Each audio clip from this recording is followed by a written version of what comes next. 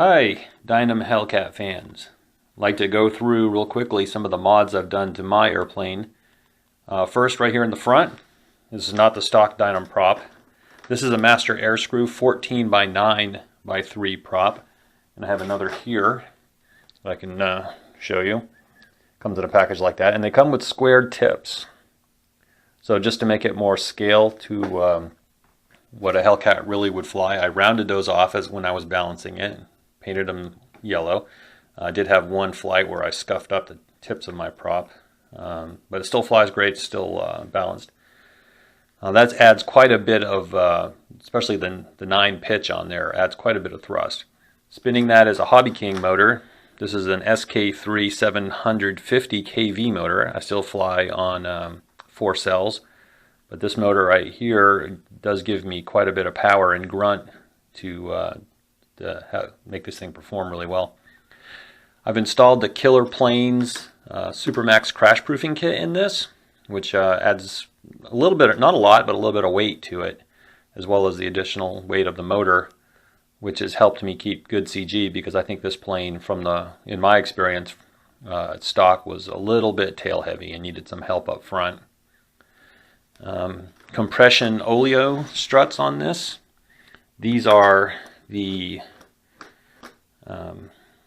FMS retracts from their Corsair, the version 3, and these are FMS P-40 struts. And I will turn this over also in the video so you can see that, but I've put the scissors link up front, as is correct. Using the stock Dynam wheel pans and number plates, I was able to get that on there just by shaving the plastic enough to get them to where they'll seal up tight in the wing. And I've just got electrical tape there covering a zip tie strap as part of the attachment for those wheel pans. I've added a scratch built pitot tube here in the wing. It's close to what a scale one would look like. Okay, when I come back, I will have taken the cowl off, and I'll have this flipped upside down so we can see the motor, and then I'll do some gear retraction and extension so you can see that. I should mention also that I've upgraded the wheels. These are FMS 1450 millimeter Mustang wheels, which scale out pretty close to what an authentic scale size for a Hellcat wheel would be. And I've added a Hobby King light set, which are very bright. Gives a great visual effect even during the daytime. The stock Dynam lights, as you may be aware, if you hook them up, they're not very bright, and you have to add end connectors to them anyway. The plane is wired for them, but they're not usable right out of the box unless you add connectors to them. So I'll be right back and have this flipped over, and I'll show you what the retract, how these upgraded ones work. Okay, we're back. I've got the cowl off just to show the motor. Again, this is from Hobby King.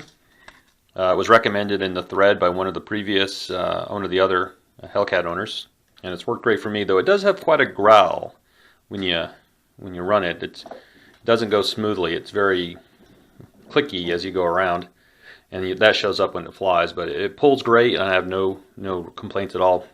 Size 42 on there. I want to say I think it's a Turnigy SK3. But it actually says Propdrive on it. It's a 4238 750 kV motor.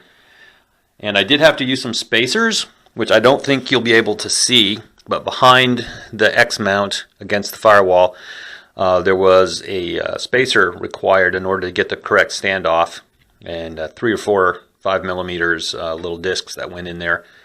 And it was kind of difficult to get that mounted because the bell of the motor actually sticks out past where the screw holes for the X mount are, so I had to be creative in how I was able to get that in, but I was able to do it eventually.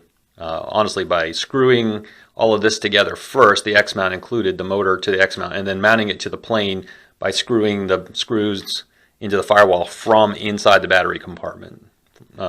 This way had to figure that one out. I've done some weathering. I'm not very good at that, just to show. I can show you the cowl. I've added some exhaust piping to the cowl. I hope that shows up. That's just some Plastruck or you know, modeling tubing there. Here are the retracts. Again, these are from the FMS. This is the FMS version 4, I think. It's the, you know, the 90-degree rotating ones, but from their Corsair and their P-40 Warhawk. And the struts are also from the P-40. These do have the CNC aluminum side plates from SmallpartsCNC. And here they are operating.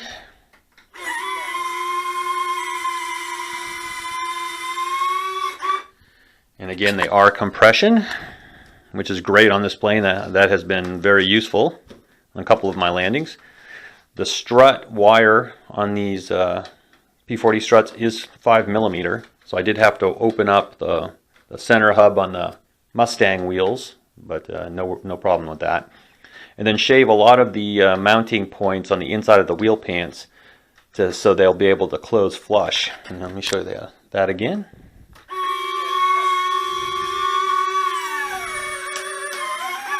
Oh wait, look, the number plate got in the way.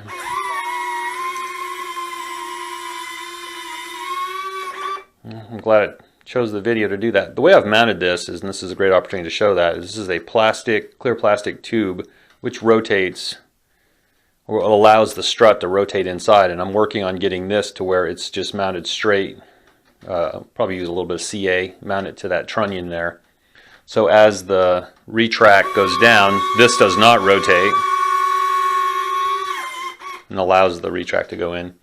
Again, I have zip ties just right here on this one point, and that's what mounts the wheel pant to the struts. Pretty crude, but it does work great. As you can see, I've retrofitted flaps to this airplane. According to some of the research I've done, Hellcats did not have 2 flap settings, but I have done that with this one because they were a short takeoff from flight decks design. They only had full flaps and no flaps, but I've done, and these are not Fowler.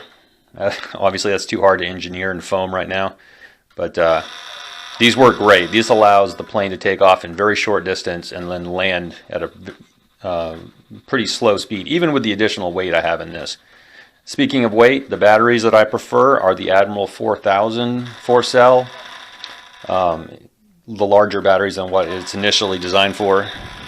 Even with the additional weight of the crash-proofing kit and the heavier retracts and the battery, this thing flies great, and you can land it it's very stable coming in, and it lands in short distance. I'm going to say the batteries are around 400 grams weight. You can see the lights. These are very visible. Light kit from Hobby King. I've had to belly land this plane a few times, just, you know, temperamental retracts as I was working out, getting all this stuff to function correctly. No damage at all, even with the 14-inch 3-bladed prop. I was able to bring it in with no damage. Didn't even break the pitot tube off. So it's not beautiful, but it works great. So feel free to ask me if you have any questions. In order to run this power system, a 4000 4-cell battery, upgraded motor, I am running a 100 amp Hobbywing ESC. It's a little bit of a headroom, more than I need, but I had it in stock in my supplies, so and it works great. Even on a summer day, the battery in the ESC, you know, barely warm, and I'm getting easily 5 minutes with plenty of reserve in there, coming down at about 3.8 volts per cell. So very, very happy with this setup. Flies great, it's very maneuverable, and lands like a dream. So let me know if you have any questions, and I'll talk to you soon.